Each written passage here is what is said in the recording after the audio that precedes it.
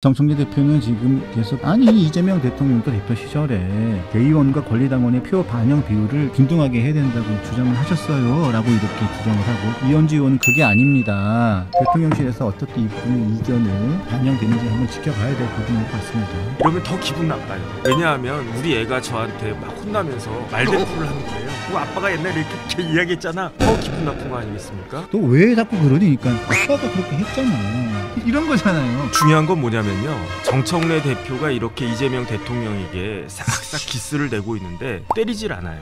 왜 정청래는 안 맞냐 이거지. 이재명 대통령은 캐릭터가 있으신 분이에요. 개기면 어떻게 됩니까? 비명이면 행사란 말이에요. 정청래 대표는 비명 같은데 행사하지를 않아요. 그러니까 조금 이상하다, 약간 혼란이 온다.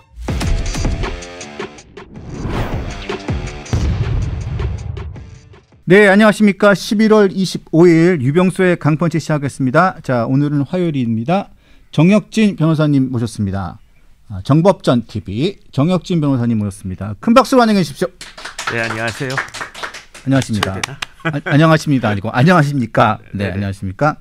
비가 아침에 출근하는데 비가 많이 오던데요. 네네. 네. 뭐 그냥 운전하고 나시니까 잘 모르셨죠? 운전하니까 더 잘 알죠. 그렇습니까? 비가 오는 건 잘 알지. 그렇군요. 네. 우산 쓰고 다니는 저는 굉장히 힘듭니다. 그렇죠. 그래서 지하철 타면 비 오는 줄 몰라요.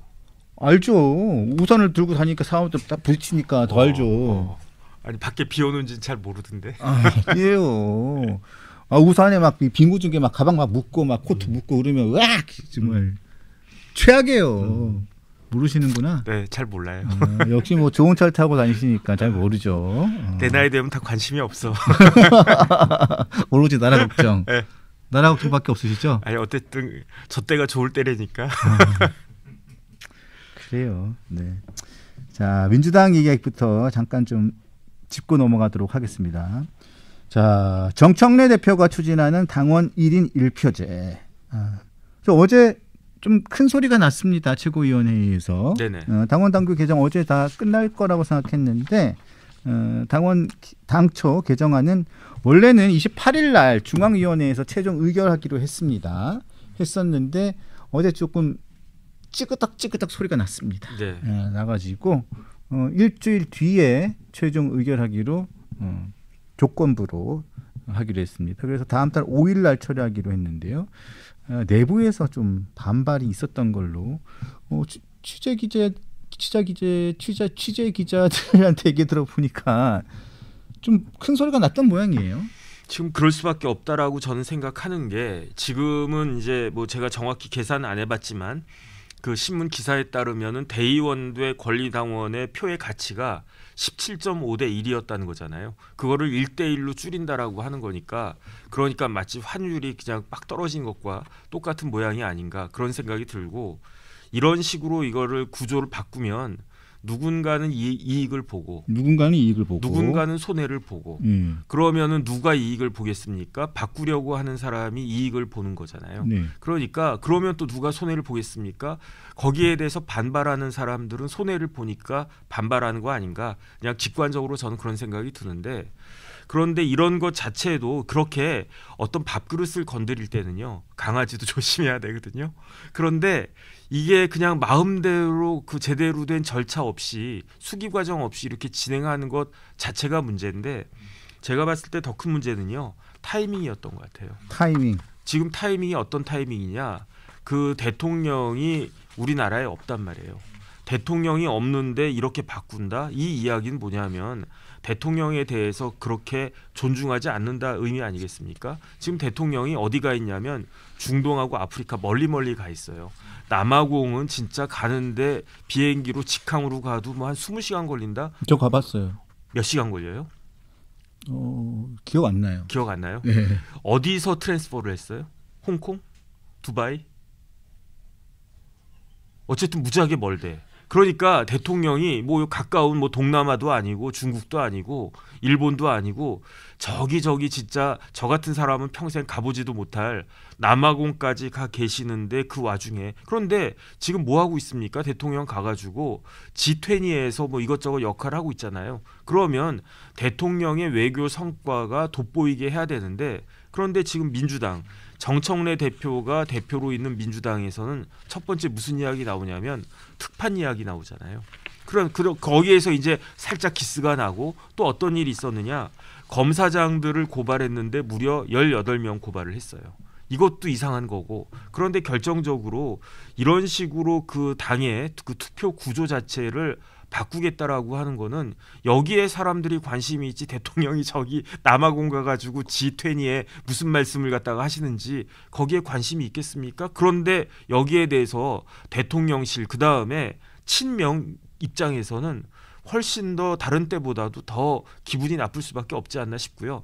그다음에 이게 한 번이 아니에요. 한두 번이 아니고 그냥 큰 것만 따져도 4번째거든요. 맞습니다. 왜냐하면 8월에 이재명 대통령 어디 갔었습니까? 한미 정상회담하러 워싱턴 갔었어요. 그때 뭐 있었냐면 검찰 개혁한다고 막 난리를 갖다 쳤었어요. 9월에는 어디 갔냐면 뉴욕 갔었어요. 뉴욕 갔었죠. 거기서는 이제 유엔 총회에서 그때 우리나라가 뭐 안보리 무슨 뭐 의장국 뭐 그런 거 있지 않았습니까? 그래가지고 가뜩이나 야 원래대로 하면은 윤석열 대통령이 안보리 의장국의 그 대통령으로서 한 말씀 하셔야 되는데 그 자리를 그 내가 가져온 거잖아요. 그 다음에 유엔 저는 그 유엔 못 가봤거든요. 가봤어요? 가봤어요. 유엔 멋있지 않아요? 멋있어요. 거기에 딱 앉아가지고 사진도 찍었어요. 전 세계에서 이렇게 사진만 찍는 게 아니라 정식으로 한국의 일국의 정상으로 그 정식적인 오피셜한 스피치를 딱 하는데 그런데 그때 뭐 있었냐면 조의대 청문회 한다고 그래가지고 대한민국 역사상 대법원장을 국회에서 이렇게 불러다가 난도질한 역사가 없었잖아요. 그러니까 유엔 총회 그것도 딱 그 묻혔고 그다음 또 뭐가 있었습니까? 10월 말에 우리나라에서 굉장히 큰 행사가 있었잖아요. 에이펙 행사. 그 에이펙 행사할 땐 또 뭐가 있었습니까? 재판 중지법 한다고 해가지고 내가 언제 재판 중지해달라고 그랬냐? 이런 이야기까지 나왔잖아요. 그런데 마지막으로 이번에는 진짜로 내분 일어날 정도로 친명과 친청 사이에 이렇게까지 그 목소리가 높아질 그 상황을 왜 만드는가? 저는 뭐 이렇게 권리당원과 대의원의 표의 가치를 뭐 조정하고 그런 거는 어쨌든 그건 뭐 민주당 사정이니까 뭐 제가 잘 알지도 못하고 별로 관심도 없는데 중요한 건 뭐냐면은 왜 대통령이 자리를 비웠을 때마다 이런 이야기가 나와가지고 이러한 그 이상한 모습을 작출해내는지 거기에 대해서는 참 이해가 안 된다 그 생각 듭니다. 그래서 미국을 가건 어디를 가던 계속 지금 이재명 대통령 자리만 비우면 정청래 대표가 일을 만들어요. 네. 특별히 이거 같은 경우는 또 특히 본인의 8월 달에 있는 본인의 대표 연임과 관련된 직결된 사안이잖아요. 그래서 이 사안이 더 커지는 사안인 것 같아요. 그래서 그런지 어제 이현주 최고위원 등등이 아주 그냥 공개적인 자리에서 이 부분에 대해서 바로 이야기를 했습니다. 그 내용을 한번 들어볼까요? 일단 들어보고 말씀을 좀 나누시죠. 저의 당대표 당선은 당원 주권 시대를 열망하는 민주당 주인이신 당원들의 승리입니다. 저는 당원 주권 정당 1인 1표 시대를 열겠다고 약속했습니다. 대의원과 권리당원의 표의 가치를 1인 1표로 동등하게 하는 것 반대가 있을 수 있습니다. 그러나 90%에 가까운 당원의 뜻은 거스를 수 없는 대세라고 저는 생각합니다. 민주당이 지난 수십 년 동안 운영해온 중요한 제도를 충분한 수기 과정 없이 단 며칠 만에 밀어붙이기 식으로 폐지하는 게 맞느냐 하는 문제 제기입니다. 더구나 왜 대통령 순방 중에 이렇게 이의가 많은 안건을 밀어붙이느냐, 그래서 당원들을 분열시킬 필요가 있느냐라는 것입니다. 무조건 정해졌으니 무조건 따라오라라는 식의 방식은 민주적 절차에 부합하지 않는다 이렇게 생각합니다.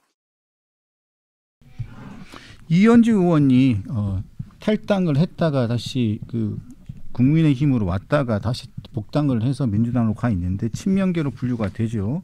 근데 이 이현주 의원이 얘기를 최고위원이 얘기를 들어보면 왜 지금 하느냐 이 얘기예요. 보니까 왜 지금 이 얘기를 하느냐 이 얘기고. 네네.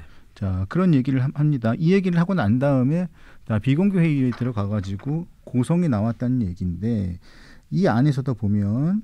그다음에 최고위원 2사람 정도도 반대를 했다는 거죠. 반대를 했다는 거죠. 그래서 결국은 정청래 최고위원이 물를 수는 없고 그러면 그대들이 구체적 그럼 좀 대안을 한 마련해 보세요라고 하면서 황명선 최고위원에게 반대했던 최고위원 중에 한 사람인 황명선 최고위원에게 그러면 좀 중재안을 한번 마련해 보세요라고 하면서 한 발 물러서긴 섰는데 중재안이 나올 수가 있을지는 의문이에요.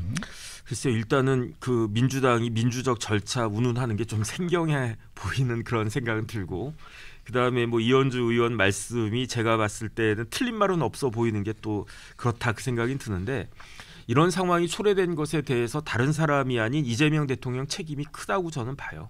왜냐하면 정청래 대표는 이재명 대통령이 민주당 당대표 할 때 어떻게 처신을 했고 그 결과가 어떠한 것인지를 잘 봤거든요. 그래서 그 길을 따라가는 거 아닌가 그 생각 드는 게, 당권이 이렇게 중요한 거구나. 이거를 정청래 대표는 아는 것 같고, 그렇기 때문에 당권이라고 하는 것을 계속 유지하기 위해서는 내가 당대표 지위를 계속 유지해야 하는 것이 굉장히 중요하구나. 이런 것들을 다른 사람이 아닌 이재명 대표의 여러 가지 모습들을 보면서 깨달은 거 아닌가. 결국은요, 공천권이라고 하는 게 이렇게 중요한 것이었구나. 이재명 대표가 비명 행사 시켜가지고 공천권을 장악해서 그래가지고 거의 뭐 일당 독재 같은 그러한 그림력을 가지고 있어서 그걸로 결국은 국민의힘에 그 윤석열 대통령 무너뜨리고 대통령 된 거 아니겠습니까? 그 많은 사법적 리스크와 그 많은 난관에도 불구하고 정말 대단한 것 같아요. 근데 그걸 갖다 보니까 야, 당권이, 특히 공천권이 이렇게 중요한 거구나. 이걸 내가 놓치면 안 되겠구나. 그런 생각을 할 수밖에 없었던 것이 아닌가. 이제는 우리나라가요, 옛날 같으면 직전 그 대통령까지, 윤석열 대통령까지만 해도 당권하고 대권은 비교할 수 없는 그런 권한 아니었습니까? 제가 그 기억나는 게 2022년에 윤석열 대통령 취임하자마자 뭐 당대표 내쫓았잖아요. 그 다음에 그 윤석열 대통령이 원하는 사람 당대표 만들었잖아요. 만들었죠. 그러니까 그 당대표 되셨던 분이 뭐 이렇게 선물도 줬다며. 그랬던 게 우리나라였는데 지금은 당대표가 대통령을 무서워하는 것 같지가 않아요. 그 김장연대라고 하는 거잖아요. 네네. 그 김장연대에서 김장연대를 기획했던 여러 사람들이 지금 국회의원 배지 다 달고 있는 사람도 있어요. 네. 예? 그 당시에 정치인이 아니었던 사람들 중에서도 김장연대를 기획하고 거기에 조력을 했던 정치인이 아니었던 사람들도 좀 배지 달고 있다고요. 김장연대가 누구죠? 김기현, 장제원 연대. 그래서 김장연대를 기획하고 같이 조력했던 사람들 중에 그때 정치인이 아니었던 사람들 중에서도 배지를 달고 있는 사람이 있습니다. 그러면 이렇게 됐네. 이전에는 김앤장이었는데 이제는 김앤정이 된 것 같아요.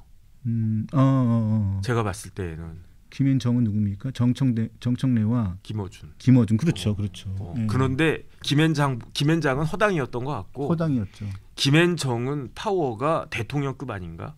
그런 느낌이 드네요. 그래서 이게 자신이 있기 때문에 한 달 늦춘 거 아닌가 그 생각이 드는 게, 이게 정청래 대표에게 이재명 대통령이 귀국하신 다음에 어떤 식의 그 메시지를 갖다가 주고 어떤 식의 그 채찍을 행사할 수 있느냐가 그 지금 민주당 내 여권 내의 권력 관계가 어떠한 것인지를 보여주는 하나의 징표가 아닌가.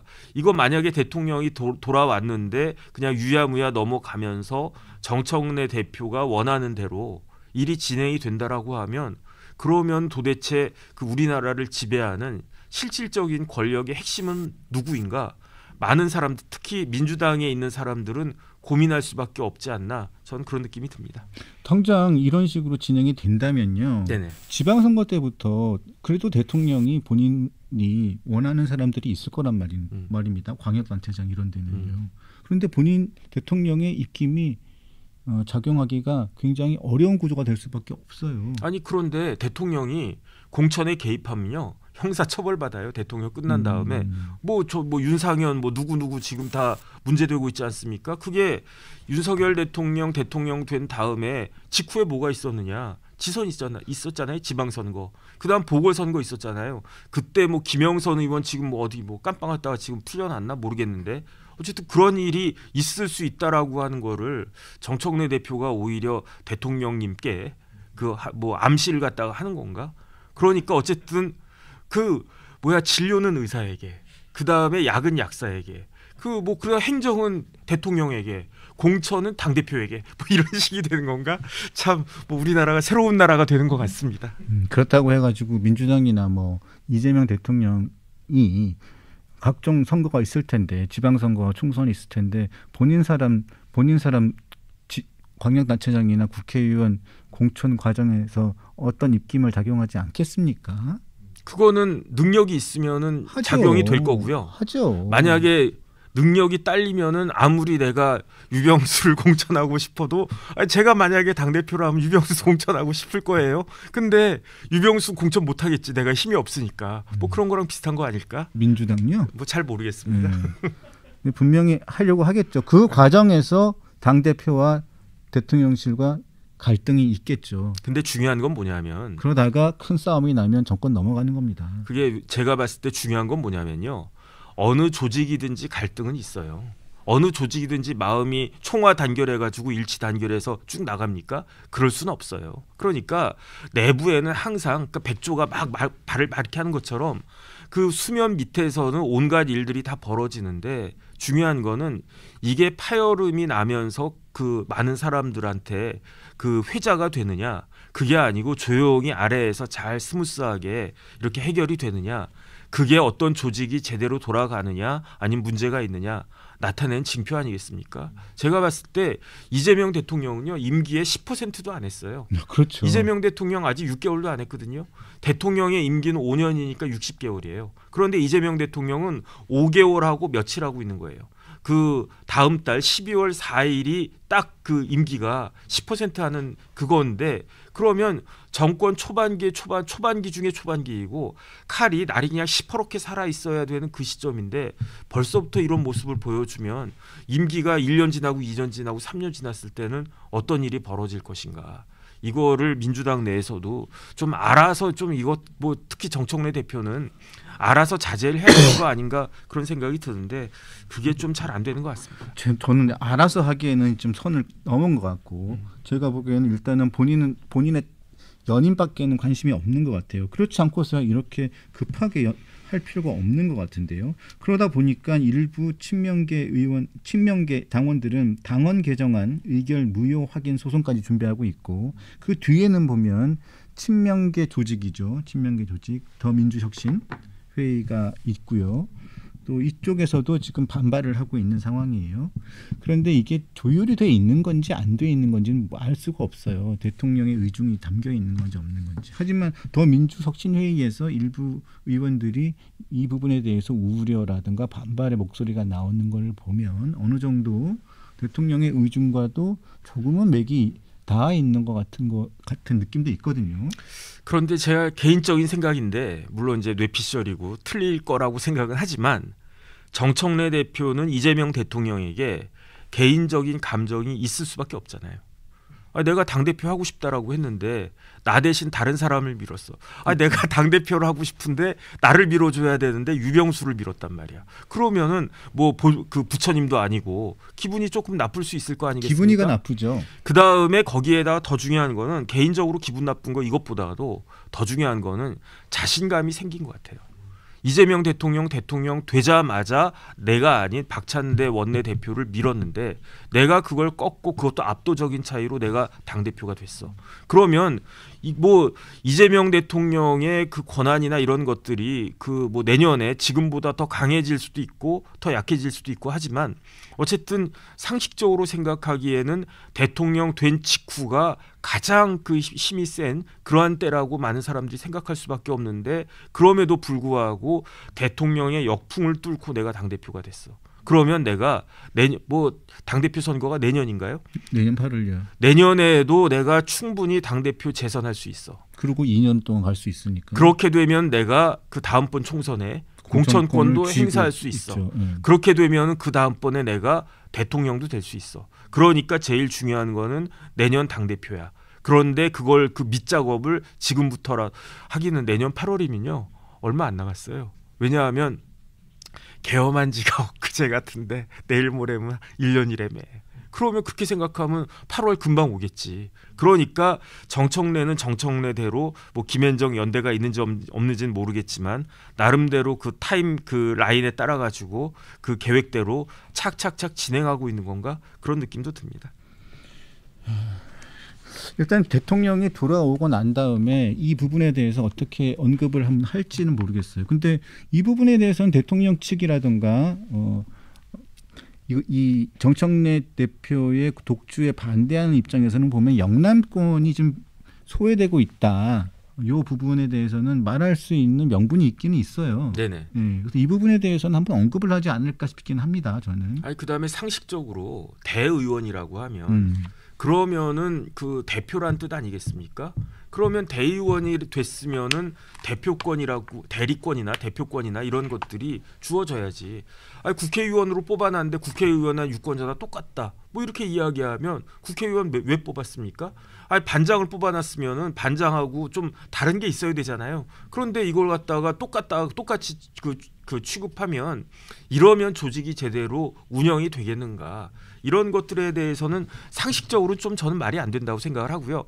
물론 이거를 17.5가 너무 그 숫자가 크니까 이걸 뭐 한 10이나 이런 정도로 뭐 조정을 갖다 해야 된다. 어떻게 보면 17.5가 작을 수도 있는 거 아니겠습니까? 이거 작으니까 한 30으로 올려야 된다. 이런 것들이 나름대로 합리적이고 과학적으로 딱 그 논의가 이렇게 모아진 다음에 그거에 따라 가지고 이해 당사자들의 이해 관계를 잘 조정하는 모습을 보여줘야 되는데 이런 식의 모습은 전혀 도움이 안 될 것이다. 도움이 되는 사람은 극히 일부분 아닌가. 그러니까 이렇게 노골적인 반발이 나오는 거 아닌가 싶습니다. 그래서 정청래 대표는 지금 계속 이현주 의원이나 이쪽에서 반발을 하니까 아니 이재명 대통령도 대표 시절에 대의원과 권리당원의 표 반영 비율을 평등하게 균등하게 해야 된다고 주장을 하셨어요. 라고 이렇게 주장을 하고 거기에 장경태 전 최고위원까지 같이 가세를 했었고 이현주 의원은 그게 아닙니다. 이재명 당시 대표는 1대 16, 2대 18까지는 그래도 유지하는 게 맞다. 왜냐하면 영담에 우리의 당세가 약하기 때문에 그 비율은 그 유지를 하는 것이 당의 균형을 맞추기 위해서 맞습니다라고 얘기를 했다고 서로 지금 대립하고 있는 상황이라서 대통령실에서 어떻게 이 부분의 의견을 제시하고 그 부분이 반영되는지 한번 지켜봐야 될 부분인 것 같습니다. 그런데 이러면 더 기분 나빠요. 왜냐하면 우리 애가 저한테 막 혼나는 과정에 저한테 말대꾸를 하는 거예요. 말대꾸하는 거 기분 나쁘지 않습니까? 근데 말대꾸를 하는데 내가 옛날에 한 말을 들어가지고 아빠가 옛날에 이렇게 이야기했잖아. 이렇게 이야기하면서 말대꾸하면 이건 안 돼. 때릴 수도 없고 더 기분 나쁜 거 아니겠습니까? 솔직히 말씀드려서 이재명 대통령은 정청래 대표 때문에 기스가 계속 나고 있죠. 네네. 네, 계속 그러잖아요. 또 왜 자꾸 그러니까 아빠가 그렇게 했잖아. 이런 거잖아요. 아빠도 그렇게 했으면서 왜 나한테만 뭐라 그래? 이러는 거잖아요. 사실은 그러니까 내 말은 그 말이 아니고 나 때는 그랬다는 거지. 그러니까 왜 아빠는 그래놓고 나는 그렇게 못하게 해? 이상하네. 그때랑 지금 왜 같아? 뭐 달라? 뭐. 다르게 뭘 달라? 똑같구만. 아빠는 해먹어도 되고 나는 해먹으면 안 되나? 뭐 이런 거잖아요. 유차장 어렸을 때 많이 해본 솜씨야. 아 그렇죠. 좀 맞았겠어. 네? 전 사실 엄청 맞았습니다. 네. 혹시 이거 얘기해도 되나? 얘기하세요. 전 야구 방망이로도 좀 많이 맞았고요. 진짜? 그다음에 저 쌍철봉 아세요? 쌍철봉. 알지. 쌍철봉으로 제가 맞아본 적도 그래도 있고. 골프채로는 안 맞았죠. 아니, 우리 아버지는 골프를 안 치셨으니까. 다행이다. 우리 아버지는 국회의원 시절에도 골프를 안 치셨어요. 안 치셨고 저희 어머니한테 맞았던 게 가장 충격적인데 뭔데? 내복 박스로 내려 찍혀가지고 제 여기 어기를 여기 인중 이게 이쪽이죠. 눈 밑에 여기 찍혀가지고 여기가 이렇게 부풀어 올라가지고 제가 한 일주일 동안 밖을 못 나갔던 적이 있어요. 그러니까 이 정도라도 사람이 된 거예요. 근데 왜 맞았냐면 가죽 잠바를 사달라고 했는데 어머니는 가죽 그 코트를 입고 다니시는데 왜 난 안 사주냐고. 중학생이 무슨 가죽 코트냐고. 엄마는 왜 사? 그래서 제가 뒤지게 맞았던 적이 있었습니다. 그런데 중요한 건 뭐냐면요. 정청래 대표가 이렇게 이재명 대통령에게 싹싹 기스를 내고 있는데 때리질 않아요. 그게 이상한 거야. 그러니까 심지어 유병수도 맞았는데 왜 정청래는 안 맞냐 이거지. 그러니까 때릴 힘이 없나? 음. 아니면 뭐 보살님인가? 그런데 우리가 잘 알고 있지 않습니까? 이재명 대통령은 캐릭터가 있으신 분이에요. 계기면 어떻게 됩니까? 죽어요. 비명이면 횡사란 말이에요. 죽어요. 그런데 정청래 대표는 비명 같은데 횡사하지를 않아. 그러니까 사람이 우리 대통령님이 바뀌셨어요. 뭐 이렇게 되는 건가? 그러니까 조금 이상하다. 약간 혼란이 온다. 그런 생각 듭니다. 네. 그래서 정청래 대표가 보면 그 최근에 초선 의원 강연회에서요 적극적인 SNS 활동과 유튜브 활동을 계속 강조하고 있습니다. 그리고 요즘에 계속 그 김어준 유튜브 방송에 자주 나가잖아요. 그래서 김어준 씨가 충정로 대통령 뭐 이런 얘기를 많이 듣고 있는데, 근데 유튜브에 그 달리는 댓글들이 과거하고 달리 심상치가 않다고 합니다. 네. 예전에는 뭐 칭찬 일색이고 파이팅 일색이었는데 요즘에는 유튜브의 방송에 나가면 댓글도 이런 게 많이 달린답니다. 도대체 무슨 꿍꿍이냐, 대통령님 팍팍 밀어준다더니, 응? 뭐 이런 얘기부터 해서 자리 욕심만 부리지 말고 제대로 일해라. 이분을 왜 당대표로 뽑았나, 박찬대를 했었어야 했다. 응? 3개월밖에 안 된 당대표가 민주당의 근간을 흔드는구나. 뭐 이런 식의 유튜브가 악플이 많이 달리고, 그리고 정청래 대표의 그 유튜브가 상당히 많은 그 독자들을, 가입자 수가 많았는데 상당히 많이 빠지고 있다고 합니다. 네네. 이게 분화가 되는 거죠. 네. 이거는 제가 봤을 때 특히 친명계는 말할 것도 없고 그냥 중도적으로 민주당을 지지하는 사람들 입장에서든 좀 위기의식이 있을 수밖에 없는 것이 아닌가. 이거는 상식적으로 말이 안 되잖아요. 얼마 되지도 않은 대통령에게 당대표가 저런 식으로 이렇게 뭐 막가자는 거냐 뭐 이런 식의 이야기가 나올 정도니까 이런 부분들에 있어서는 상식적으로는 제 생각에도 정청래 대표가 좀 자제를 해야 된다. 저는 그런 생각이 듭니다. 옛날에 보면 정청래 대표 수박이라는 얘기는 많이 들었었잖아요. 근데 수박은 아닌 것 수박인가요? 저는 기억이 안 나요. 네. 그래요. 이 얘기는 하지 마시죠. 뭐. 정청래 대표 저한테 사과도 안 하고 있는데 더 다뤄줄 이유가 없는 것 같습니다. 여기 강펀치에 정청래 대표 한번 불러보세요. 제 전화 안 받아요. 전화를 안 받아? 안 받아요. 제가 계속 사과를 요구하고 있는데 네. 반응을 안 하고 있습니다. 네. 다시 한번 문자를 보내봐야겠네요. 자.